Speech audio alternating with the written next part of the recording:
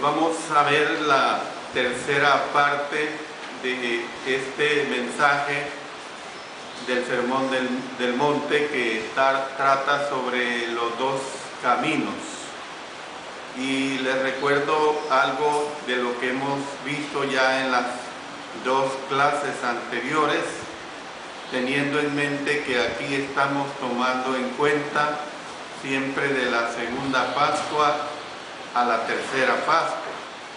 Hemos visto aspectos muy importantes en la lección pasada y hablamos sobre el juzgar o discernir y sobre la confusión o la oración, es decir, la confusión que se crea muchas veces en el aspecto de la oración. Ahora vamos a continuar con el decir o hacer, que está comprendido precisamente en Mateo capítulo 7, versos 21 hasta el 23. O sea, vamos a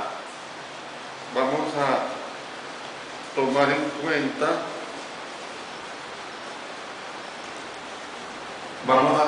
cuenta, hermanos, que realmente el problema de los falsos maestros que aquí se habla, y precisamente, hermanos, aquí estamos viendo sobre el decir o el hacer.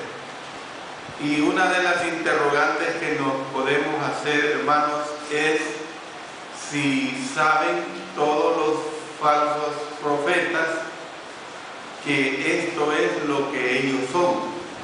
A través de los siglos han habido falsos profetas. A través de los siglos han habido falsos maestros. Esto, cuando el Señor Jesucristo desarrolló su ministerio, no era algo nuevo, era algo que venía desde los profetas antiguos testamentarios. Se levantaban falsos profetas, se levantaban falsos maestros, ¿ven? Y entonces, pues, para el Señor Jesucristo no fue nada extraño esta situación. La otra interrogante es, ¿saben todos los que transitan por el camino ancho? A esta altura nosotros entendemos perfectamente lo que es el camino ancho.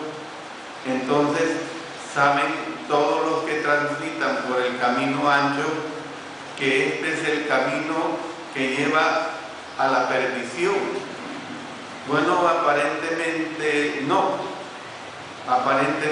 no, porque ellos continúan en sus falsas enseñanzas, y por más que se les haga ver de sus falsas enseñanzas, continúan enseñándolas. Las palabras de Jesús, hermanos, que se recogen aquí en Mateo capítulo 7, versículos 21 hasta el 23, insinúan que es posible engañarse a sí mismo. De manera, pues, que vamos a leer. No todo el que me dice, Señor, Señor, entrará en el reino de los cielos, sino el que hace la voluntad de mi Padre que está en los cielos. Muchos me dirán en aquel día, Señor, Señor, ¿no profetizamos en tu nombre y en tu nombre echamos fuera demonios y en tu nombre hicimos muchos milagros? Y entonces les declararé, nunca os conocí, apartados de mí, hacedores de maldad. Realmente, hermanos, llena de tristeza cada vez que se leen estas palabras, porque el mundo está lleno, religiosamente hablando, de falsas enseñanzas. Usted ha leído conmigo la expresión aquel día, y aquel día se refiere precisamente al día del juicio, o sea, al día del juicio final. Vamos a reforzar esto leyendo del libro de los Hechos en el capítulo 17 y el versículo 31. Por cuanto ha establecido un día en el cual juzgará al mundo con justicia por aquel varón quien designó, dando fe a todos con haberle levantado de los muertos. Este día que aquí habla se refiere precisamente a aquel día, o sea, al día del juicio final.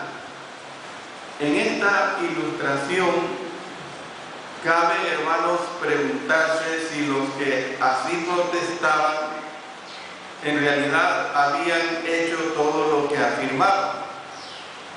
Ustedes pueden darse cuenta de que Jesús no negó que lo hubiesen hecho. Sin embargo, aún si hubieran hecho buenas obras, también habían sido obreros del mal, pues Cristo los acusó de hacer maldad. Fíjense ustedes que no hay que confundirnos con las personas y sobre todo con personas religiosas. Las personas religiosas hacen buenas cosas, tienen cosas buenas, pero eso no quiere decir que por las cosas buenas que hacen, esas personas están procediendo correctamente de acuerdo precisamente a la enseñanza de la palabra de nuestro Dios.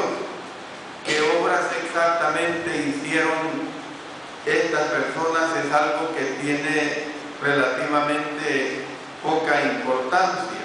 Y las palabras más importantes, y por decirlo así, las palabras más tristes que aquí se usan específicamente del versículo 23, es esta frase, hermanos: nunca os conocí.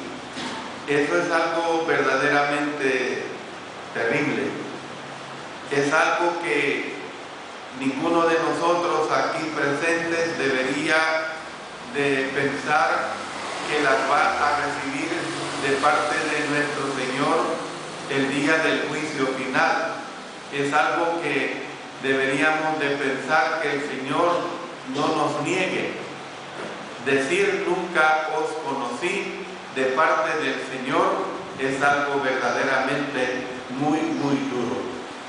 Y hermanos, en la Biblia la palabra conocer tiene una connotación muy amplia, tiene un significado verdaderamente amplio. La palabra conocer puede significar el tener una estrecha relación, y esto, hermanos, incluye, por ejemplo, las relaciones maritales. La Biblia dice que Adán conoció a su mujer, ahí lo dice en Génesis capítulo 4 y el versículo 1. En otras versiones se lee que Adán tuvo relaciones con. Hay otra versión que literalmente dice conoció. Y tenemos que ver pues que realmente en la Biblia la palabra conocer tiene un significado verdaderamente muy amplio, o sea, tener una estrecha relación, incluyendo la relación entre Dios y el hombre. Miren lo que leemos si vamos a 1 Corintios capítulo 1, y vamos a leer de 1 Corintios capítulo 1 el versículo 21. Pues ya que en la sabiduría de Dios el mundo no conoció a Dios, mediante la sabiduría agradó a Dios salvar a los creyentes por la locura de la predicación. Más adelante en Gálatas capítulo 4 y el verso 9, más ahora conociendo a Dios, o más bien siendo conocidos por Dios, ¿cómo es que os volvéis a través del apóstol Pablo en 2 Timoteo capítulo 2 y el versículo 9? Entonces, hermanos, ¿por qué estoy hablando ampliamente de este significado de la palabra conocer? Pues cuando Jesús dijo, nunca os conocí, Él estaba afirmando que la relación que los acusados habían tenido con Él no había sido una relación que los salvara. Y esto es lo que a nosotros nos debe de interesar. El que el Señor a nosotros no aplique esta frase, nunca os conocí, en el sentido de que Él nos está negando la salvación eterna, o sea, el gozo eterno. ¿Por qué? ¿Por qué sucedió esto con aquellos hombres? Bueno, no lo habían seguido a Él, no lo habían seguido a Él ni a sus enseñanzas. Antes habían rehusado dedicar sus vidas a Él como su Maestro y como su Señor. Entonces tenemos que entender pues que las buenas obras de ellos no habían sido hechas en Cristo. Miren lo que dice aquí en 2 Corintios capítulo 5 y el verso 17. De esta manera, de modo que si alguno está en Cristo, nueva criatura es. Las cosas viejas pasaron, he aquí todas son hechas nuevas. Vamos siempre a Efesios en el capítulo 2, leyendo de Efesios capítulo 2 y el verso 13. Pero ahora en Cristo Jesús, vosotros que en otro tiempo estabais lejos, habéis sido hechos cercanos por la sangre de Cristo. Y en el verso 21, capítulo 3, a Él sea gloria en la iglesia, en Cristo Jesús, por todas las edades, por los siglos de los siglos. Y retrocediendo un poco, vamos a Romanos capítulo 16 y el verso 3. Romanos capítulo 16, el verso 3. Saludar a Priscila y a Aquila, noten, mis colaboradores en Cristo Jesús. Entonces, nosotros, hermanos, tenemos que entender que las buenas obras de ellos no habían sido hechas en Cristo. Es decir, lo que se tiene que hacerse si realmente nosotros entendemos lo que es estar en Cristo Jesús.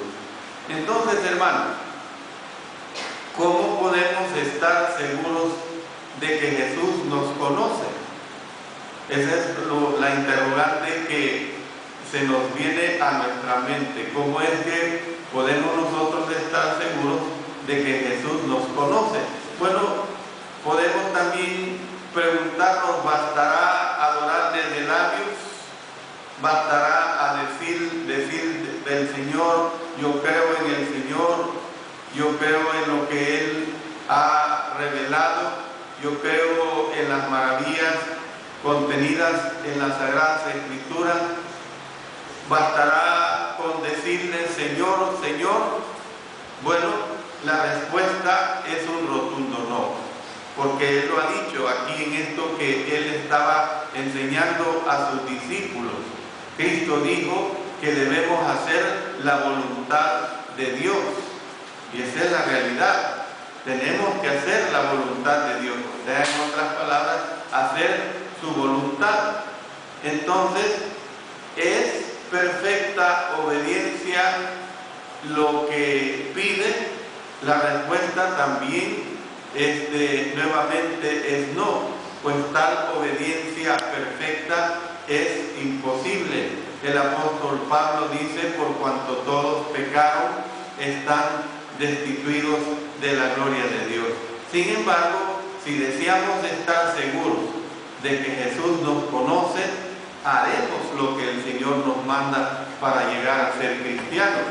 Por ejemplo, Hablando de conversión, en Romanos capítulo 6, miren lo que dice en los versos 13 en adelante. ¿O no sabéis que todos los que hemos sido bautizados en Cristo Jesús, hemos sido bautizados en su muerte?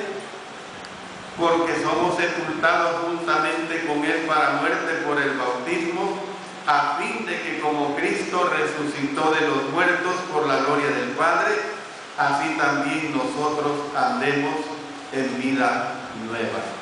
Entonces, ¿qué es lo que vemos? Que si nosotros le obedecemos en lo mejor que podamos y de acuerdo a su sana palabra y a su doctrina, entonces vamos a entender lo que el Señor está demandando de cada uno de nosotros. Entonces, obedecer hasta donde lo permite nuestro entendimiento e investigar lo que nuestro entendimiento nos permite nuestro Señor de acuerdo a su sana doctrina. Es muy importante, hermanos, que esta declaración que aquí dice el Señor, no todo el que me dice Señor entrará en el reino de los cielos, sino el que hace la voluntad de mi Padre que está en los cielos. Y usted se preguntará y se dirá, bueno, ¿y cómo puedo comprobarlo? Usted lo puede comprobar mediante lo que la Escritura en el Nuevo Testamento expresa en relación a la obediencia a sus mandamientos, comenzando con la conversión que es en Cristo Jesús. Bueno, pasamos a otro aspecto muy importante acerca de el oír o el hacer. Y aquí en Mateo, volviendo al capítulo 7, noten lo que dice en los versos 24 hasta el 27. Cualquiera pues que me oye estas palabras y las hace, le compararé a un hombre prudente que edificó su casa sobre la roca.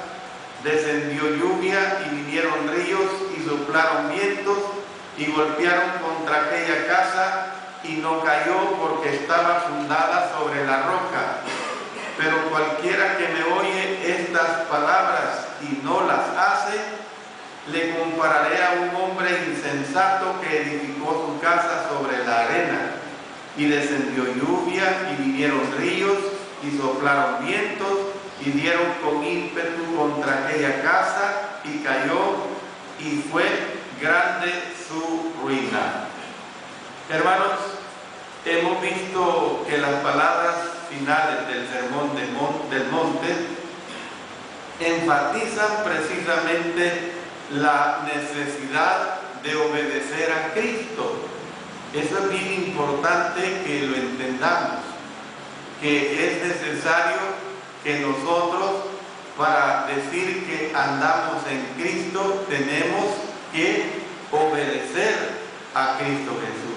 Jesús concluyó con la ya conocida ilustración de estos dos edificadores, el prudente que edificó sobre la roca y el insensato que edificó sobre la arena.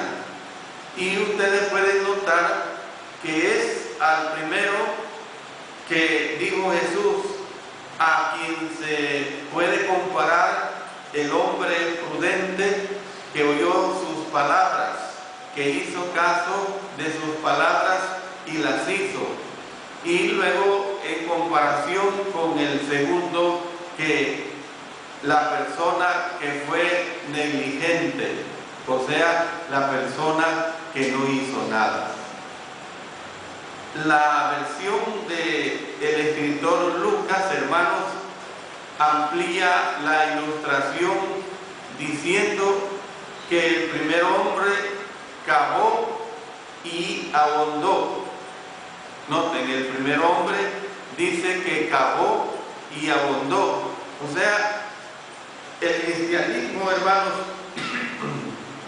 tiene cierta profundidad que la mente superficial jamás conocerá. Y este hombre puso el fundamento sobre su casa, sobre tierra sin fundamento.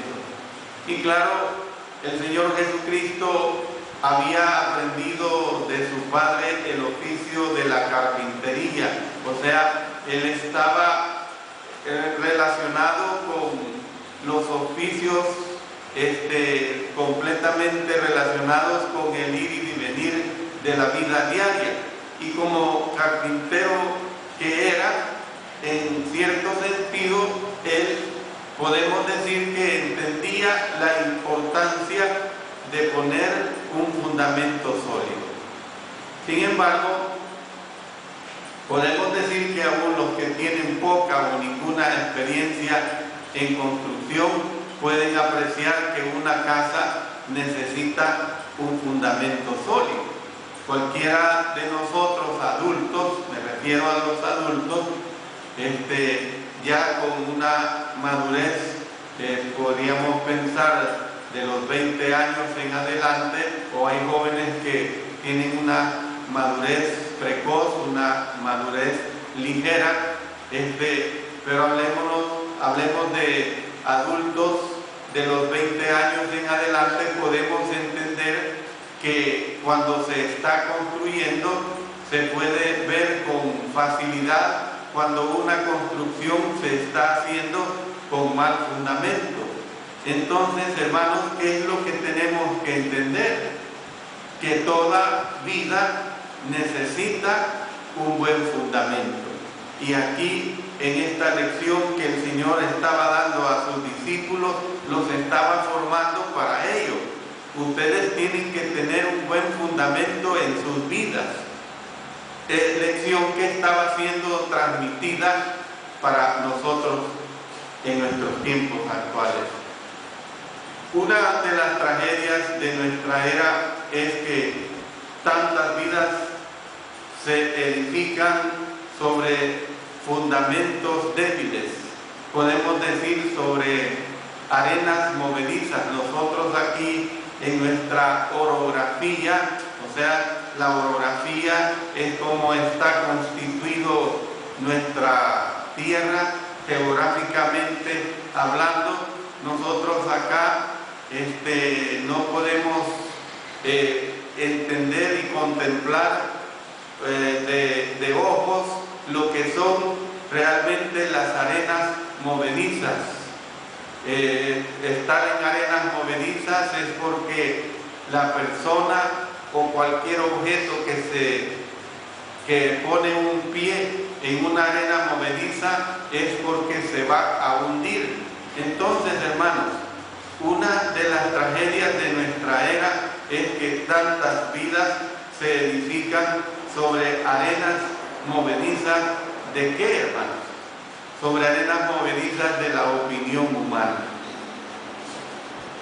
El día de ayer u hoy también, cuando a tempranas horas pasamos por los edificios de las iglesias católicas, mi esposa me dice: qué abominación de los católicos adorando imágenes. Ahí están todos los días replicando esas campanas, llamando a sus feligreses. ¿Para qué, hermanos? Para ir a adorar esas imágenes.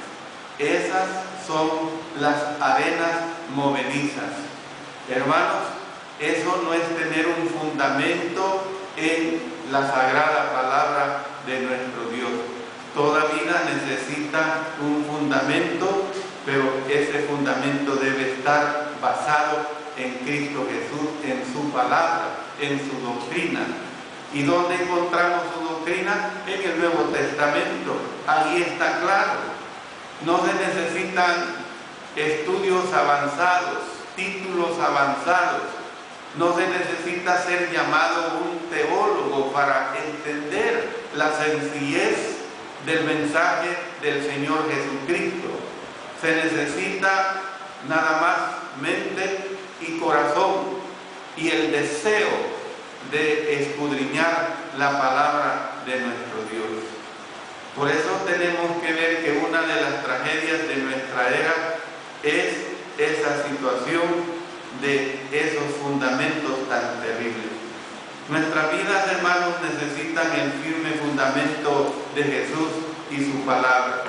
Dice en 1 Corintios, en el capítulo 3 y el versículo 11, hablando con esa sencillez, pero con una plena determinación, porque nadie puede poner otro fundamento que el que está puesto, el cual es Jesucristo.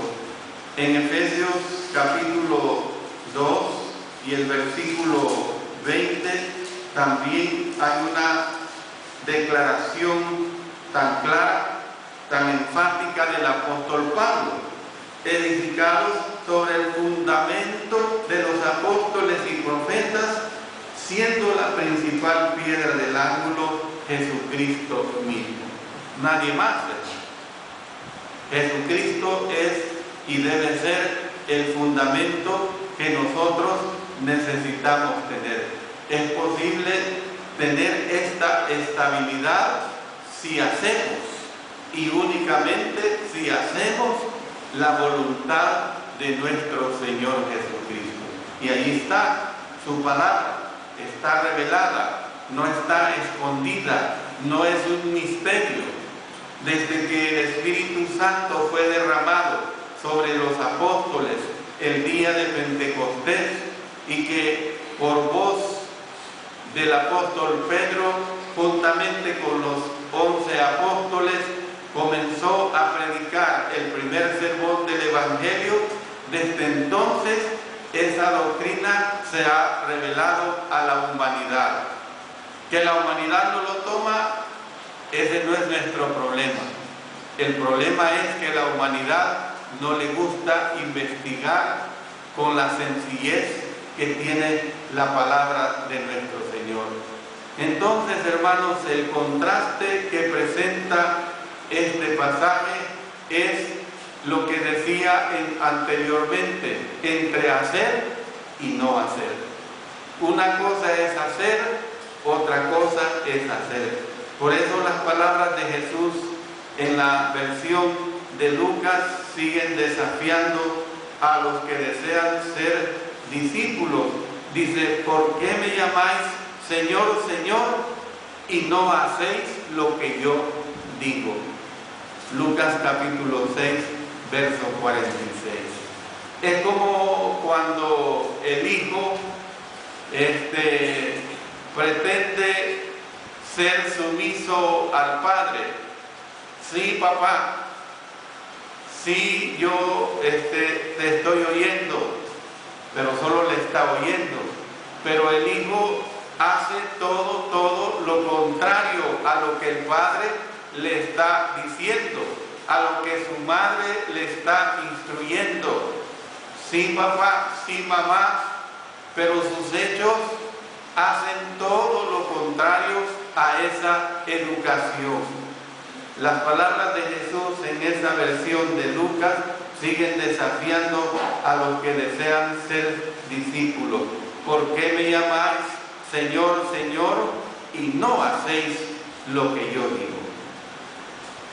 Quiero terminar este mensaje tan importante, tan edificante para nuestras vidas en el campo de lo espiritual, con estos dos últimos versículos del Sermón del Monte. Dice: y cuando terminó Jesús estas palabras, la gente se admiraba de su doctrina, porque les enseñaba como quien tiene autoridad y no como los escribas. Aún después de casi 2000 años, el Sermón del Monte continúa causando admiración. Pero fíjense bien que el Señor Jesucristo no desea en el sentido de que el sermón cause solamente admiración. Han habido a través de los siglos escritores, buenos escritores, novelistas o lo que sea en cuanto al campo de la literatura, que han escrito buenos libros, buenos comentarios, pero lo importante no es la admiración. Lo que el Señor nos estaba diciendo es que tenemos que leerlo, pero además de leerlo tenemos que estudiarlo. Pero además de leerlo y estudiarlo, sobre todo tenemos que esforzarnos por ponerlo en una total práctica. Esa es la realidad del Sermón del Monte. Si usted recuerda, comenzamos esta lección hace unas 3 semanas atrás. Comenzamos esta lección señalando que el sermón de Cristo habla sobre 2 caminos por los cuales nosotros podemos transitar. Versos 13 y 14. Entrad por la puerta estrecha, porque ancha es la puerta y espacioso el camino que lleva a la perdición, y muchos son los que entran por ella. Porque estrecha es la puerta y angosto el camino que lleva a la vida, y pocos son los que la hallan. El mundo hace muchas distinciones entre las personas, por ejemplo, al hablar de ricos y pobres, al hablar de capaces e incapaces, al hablar de personas exitosas o personas fracasadas, y así una diversidad de comparaciones que se pueden hacer en este mundo. Pero al final, solo una distinción importará. ¿Cuál es esa distinción, hermanos, que importará? Que realmente estemos transitando por el camino angosto que lleva a la vida eterna. O, de lo contrario, por el camino que lleva a la perdición eterna. Y es que el problema sucede de que muchas veces nuestro actuar, el actuar de las personas, hace como que lo que el Señor está diciendo sean fábulas, sean cuentos de camino real. Parece que las personas no le ponen realmente el sentir de lo que el Señor estaba expresando. Dice en Mateo capítulo 25 y el versículo 46: e irán estos al castigo eterno y los justos a la vida eterna. Esto es realidad. Esto es una declaración que no está hablando de adorno retórico, de adornos por adornar este libro tan bello en cuanto a las palabras. No son simplemente palabras para que se tomen desde el punto de vista intelectual. Son palabras, hermanos, reales. Juan, en el capítulo 3, nos dice de una manera muy sabia un versículo que nosotros conocemos muy bien, porque de tal manera amó Dios al mundo que ha dado a su Hijo unigénito, para que todo aquel que en Él cree no se pierda, mas tenga vida eterna.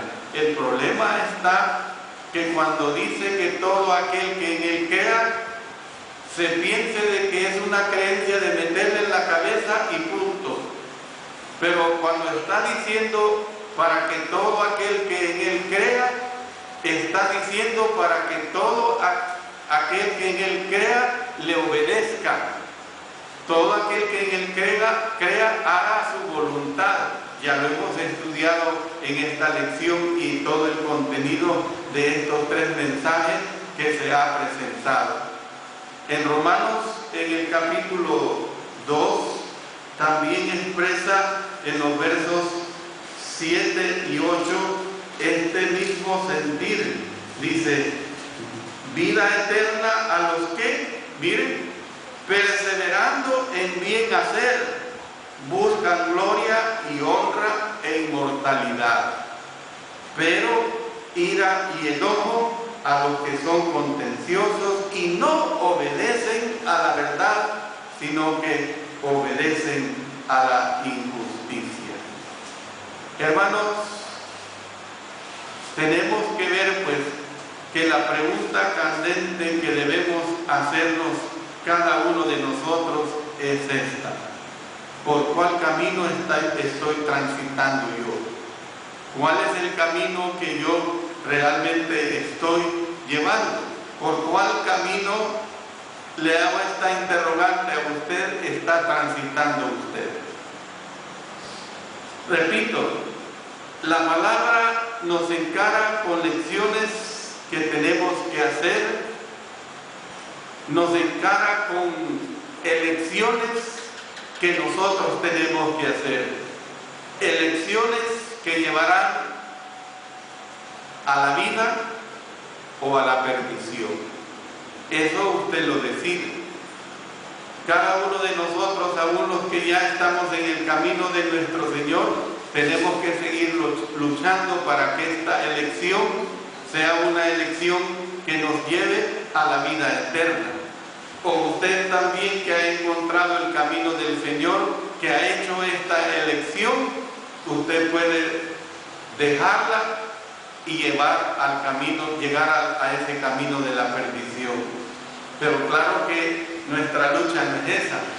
Por supuesto que es nuestra elección que hemos hecho, es porque queremos estar en esa vida eterna con Cristo Jesús. Por eso, hermanos, yo les digo que Dios nos ayude a cada uno de nosotros a hacer las elecciones debidas. Y precisamente con Cristo Jesús usted puede hacer esa elección de vida si usted siempre se agarra de nuestro Señor Jesucristo. Quiero desearles siempre a ustedes las mejores bendiciones de parte de su servidor y por supuesto de nuestro Señor, para que hagamos de nuestras vidas realmente una vida que haga real honor a nuestro Señor Jesucristo. Que el Señor nos bendiga.